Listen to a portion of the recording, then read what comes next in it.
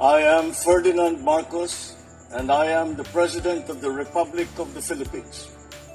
I stand today on behalf of 110 million Filipinos. Hello people and hello universe, it's me again. Shout out sa inyo mga beswa. Hello sa mga Marcos loyalists and supporters. But anyway guys, mayroon tayong upload videos, updates. And this is good news for DDS, no? Sa mga followers ni Madam Sara Duterte. Dahil dito guys, ang pinaka-latest update na survey niya galing sa Publicus Asia. Basahin po natin mga besa. Shout out sa mga Marcos loyalists and supporters, sa mga Pilipino sa buong daigdig, sa OFW, hello. Ayan, ito po ang sinabi ng Pilipinas Today. Sa Full Asia Survey na isinagawa mula September 6 hanggang September 13, lumitaw sa resulta na bumaba ang approval rating ni Vice President Sara Duterte sa 60 habang 61 naman ang kanyang trust ratings. Agay, ang laki. Mga besa, bumagsak ang trust rating ni Duterte sa National Capital Region, NCR, na 29% mula sa 66%. What the heck? Noong Hunyo hanggang 37% noong September. Agay. Tumaas naman ang distrust rating ni Duterte sa NCR ng 20 puntos mula sa 16% noong Hunyo hanggang 36% noong September. Agay kayo guys. Bakit yarn? What happened? No happen na. Ayan. Agay. Paktay kayo day ha.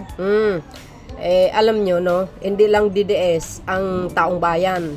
Majority ng Pilipinos nakasubaybay sa social media. Yan ang lagi nyong tandaan. So ibig sabihin, napapanood po nila ang mga hearing sa Quadcom sa mga bawat issue. Yan ang pakatandaan nyo. Bakit? I think 98% mga Pilipino may cellphone. O isalin nyo na lang ang mga batang 3 years old, nagsiselfone na rin. Pero hindi pa na nila alam yung mga issue ba. No? So, ibig sabihin, nakamonitor ang majority ng Pilipinos sa buong social media, sa buong kapuluan ng mundo. Ngayon, dahil yan sa bagong survey ng Publicus, agay, ano ang nangyari? Tuluyan ng bumagsak ang kanyang ang tiwala ng taong bayan sa kanya. Bakit? Alam nyo mga bes, kung ikaw ay magaling ng isang pinuno, no? Dapat hindi ganyang kalaki, kabagsak yung tiwala sa iyo ng mamamayang Pilipino. O, di ba? Approval trust rating ni VP Sara lumagpak. Distrust tumaas, agay, bumagsak ng 9 at 10 percentage points ang approval at trust ratings ni Vice President Sara Duterte batay sa pinakahuling survey ng Full Asia sa performance at trustworthiness ng mga top governments official sa bansa. O, di ba? Sabi ng Pilipinas Today, pag hindi kayo maniniwala mga DDS, puntahan nyo si Publicus at tanungin nyo. Ganun lang kasimple yan kasi dahil ito sa mga not only the confidence of fund ang issue dito mga kababayan, ang isa sa pinaka naghihila sa kanya itong mga DDS na vloggers at ang mga supporters niya, na kung saan makikita mo sa social media yung mga kabastusan ng mga comment nila. Hindi lang yan mga kababayan, number 1 yung kanyang ama. Tingnan nyo naman kung paano nila binalahura ang Pangulong Marcos Jr. yung pamahalaan. Imbis na magpapasalamat sa magandang programa at magandang performance ng bansang Pilipinas, na tayo ay napupuna ng mga iba't ibang bansa. Number 1 na growth economy ang bansang Pilipinas sa South Asia. Lumalaban, ika nga. Dahil yan sa performance sa galing ng mamumuno ni Pangulong Marcos Jr. O ginawa ni dating Pangulong Digong, kung anong pinagsasabi, sinisiraan si Pangulong Marcos Jr., sinasabi BBM resign, din sa mga maisugrali na puro pagmumura. Di ba? Ikaw ba naman nakikita mo yung isang pangulo? Ang ganda-ganda niyang kanyang live ng kanyang pamumuno, nakafocus sa mga magsasaka, puro tulong lang kasi ano yan deserve ng mamayang Pilipino na maibalik sa kanila yung makanilang napapagura ng mga taxes din. Masaya ang mga Pilipino pag nakita ang pera kung nagagastos sa tamang paggastusan tulad ng mga pagtulong sa mga magsasaka, 'di ba? Ganun lang kasimple. Natutuwa ang mga Pilipino diyan. Napupunta sa tama. Yung pagtapatayo ng malalaking hospital, mga release, lahat ang dami, pagtulong sa mga maralita tulad ng Tupad, AX, marami pa. Bagong Pilipinas Service Fair.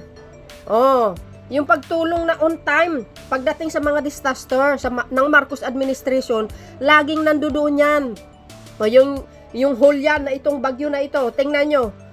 Pumunta kayo sa page ng DSWD, tingnan nyo, on time. Ang Pangulo pag nagbigay ng direktiba yan sa DSWD before yung bagyo, dapat naka-refact lahat ng mga relief goods. Ihanda ang pera para matulungan ang mga lugar na natamaan ng sakuna. Ganun, ka-hands-on ang Marcos administration. Ito naman ang mga Duterte na followers, si Digong, ito si Sara, bumanat na rin. Ano nangyari? So do you think bulag at bingi ang mga majority ng Pilipino? Ang daming issue sa mga past administration. Number 1 ang war on drugs. Katulad na ito sa Quadcom. Sino ang administration ang doon, ang sakop noon? Duterte administration. Tulad yung ex-girlfriend niya na si Garma. Ano nangyari? Maraming nawala, 90 billion ang nawala sa pera ng PCSO nung time siya namumuno at maraming namatay. Di ba? Yung ex PCSO na opisyal si Mr. si General Bayorga. Di ba ang mastermind si Police Colonel Leonardo at saka si Garma. Kaninong tao yan? Kay Digong. Diyan pa lang malaki ang paghihila sa pangalan ni Sara Duterte. Mga tao na Digong yan Tingnan nyo yung mga anomalya. Yan ang isa sa mga reason kung bakit bumagsak ang kanyang performance sa survey rating, trust, approval galing sa majority. Yung mga ano lang dyan, yung talagang mga sumasagot na approve sa ibang Pilipino, yung mga DDS lang na sasabihin nila maganda ang performance ni Sara Duterte kahit wala naman na nagawa. Di ba? Ganun sila Ang tama ginagawang mali, ang mali ginawang tama. Ganyan sila. Kayo, majority ng Pilipino, hanapin nyo, saan ba ang major achievement ni Sara Duterte? Sa DepEd. Saan ba ang major achievement niya? Nagiging BP siya sa 2 taon. Mayroon ba? Sige nga, hanapin nyo. Kundi yung expired na gatas, tinamag na tinapay, tambak na computer sa warehouse, hindi malang dinistribute. Ang mga teacher, ganon lang kasimple, mga kababayan. Kasi ang majority ng Pilipino, ang mata nila, nakasubaybay yan sa social media. Kayo naman lahat yan mayroong cellphone. Nakatutok sila, lalo yung mga age na 50 plus, 45 pataas. Nakasubaybay mga yan kaya ito ang kahihinatnan ng kanyang survey, trust ratings. Ang laki ba naman lalo na sa Mindanao. Hindi lahat doon puro Duterte. Doon kayo ka nagkakamali. Maraming Marcos loyalists yan. Tapos ang lakas loob nyo, sasabihin nyo, yan ang presidenta namin sa next election. Ang tanong ko, do you think iboboto siya ng majority? I don't think so. Di ba?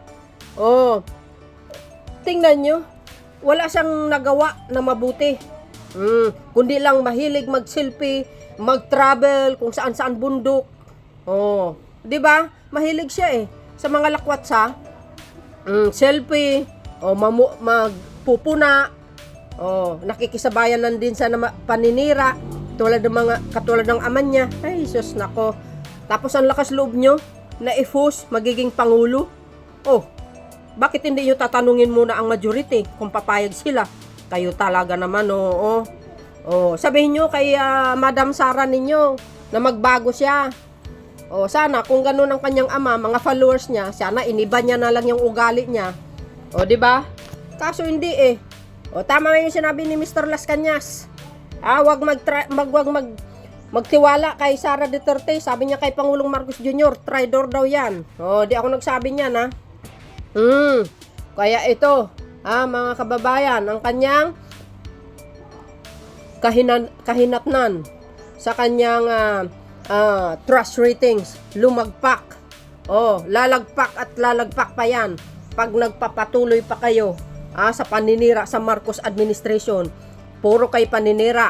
Paninira kayo ng paninira. Walang humpay na paninira. Si Pangulong Marcos Jr., tulong, pagbibigay ng tulong sa ating mga kababayan. Oh, ginagawa ang kanyang tungkulin bilang Pangulo. Tahimik, hindi pala away. Super bait. Oh, lahat niya ng mga DDS, mga dilaw, nakikinabang sa magagandang programa ng Marcos admin. Saan kayo makikita niyan? Dapat nga, suportahan nga natin siya eh. Siya ang Pangulo ng Pilipinas. Binuto siya ng taong bayan. Maganda naman ang performance niya. Ang nagsasabi na hindi magandang performance, yung mga DDS lang eh. Oh, wala daw nagagawa si Pangulong Marcos Jr. Ano lang ginawa niya? Nakaupo lang sa Malacanang. Natutulog sa Colombo. Tulad ginawa ni Digong. Ganon? Wala siyang ginawa? Ano lang? Nandoon lang nakaupo? Papalaki ng tiyan? Wala namang tiyan si Pangulong Marcos Jr. Sexy nga eh. Si Digong malaking tiyan. Diba? Sabi nila wala namang ginawa. Saan ang mga projects niya? Hindi ko na kailangan isa-isahin sa inyo. Marunong kayo mag-research. Mga anti-Marcos. Yun lang ang pinaka-the best dyan. Para naman mas maniwala kayo. Kahit sabihin mo naman, alam nila na may nagagawa ang Pangulo eh. Pinipilit na walang ginawa. O ganun sila kaampaw, no? Yung utak na ampaw ba, walang laman. Ganun lang kasimple. Yung kay Pangulong Marcos Jr., walang problema yan sa kanya. Kasi kahit bumaba lang ng 1 puntos lang yon o 2 puntos, no problema. Kasi ang ang nagpababa lang noon, mga DDS. Ilan lang 2 puntos lang i-research nyo. Walang problema, ang importante nakikita sa performance. Yung mga pro-government, ina-upload nila yan. Yung mga magagandang ginagawa niya. Isa na ako roon. So, dahil dito mga bes, ano po ang kapalagayan nyo? Mga DDS, shout out sa inyo. Ano yan? Kaya kayo, tigil-tigilan nyo yung maninira sa pamahalaan. Kung ano yung pinagsasabi nyo. Yung mga katoksikan ng mga bunganga nyo, masasamang pinagsasabi nyo against the Marcos administration. Yan ang consequence niya. Yan ang balik sa inyo. Ito, lumagpak ang ratings niya. Maghintay kayo, mas lalagpak yan. Baka lalagpak pa sa 0 yan. Sinasabi ko sa inyo. So yun guys. Ang pinaka-latest updates video natin ngayon. See you again on my next upload video.